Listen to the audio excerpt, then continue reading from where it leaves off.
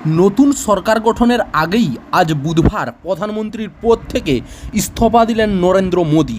আজ দুপুরে দেশের রাষ্ট্রপতি দ্রৌপদী মুর্মুর কাছে গিয়ে নিজের পদত্যাগপত্র জমা দিয়েছেন বলে খবর। ইতিমধ্যে সামাজিক মাধ্যমে বেশ কিছু ভাইরাল হয়েছে এদিনকার রাষ্ট্রপতি ভবনে রাষ্ট্রপতি দ্রৌপদী মুর্মুর সঙ্গে সাক্ষাৎ করেন প্রধানমন্ত্রী নরেন্দ্র মোদী তার ছবি। প্রধানমন্ত্রী কেন্দ্রীয় মন্ত্রী পরিষদের সঙ্গে তার পদত্যাগপত্র জমা দিয়েছেন। রাষ্ট্রপতি পদত্যাগপত্র গ্রহণ করেছেন এবং নতুন সরকার গঠন না হওয়া পর্যন্ত প্রধানমন্ত্রী ও কেন্দ্রীয় মন্ত্রী পরিষদকে দায়িত্ব চালিয়ে যাওয়ার অনুরোধ করা হয়েছে বলে জানিয়েছেন রাষ্ট্রপতি ভবন। গতকাল মঙ্গলবার নির্বাচন কমিশন লোকসভার নির্বাচনের চূড়ান্ত ফলাফল ঘোষণা করেছে। 543টি আসনের মধ্যে বিজেপি পেয়েছে 240টি আসন, কংগ্রেস পেয়েছে 99টি আসন।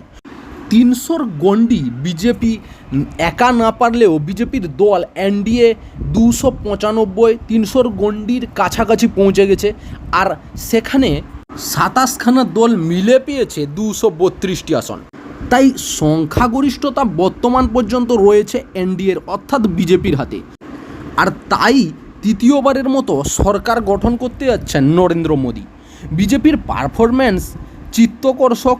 উত্তরপ্রদেশ, মহারাষ্ট্র এবং গুজরাট সহ বেশ কয়েকটি গুরুত্বপূর্ণ রাজ্যে আসন জিতেছে।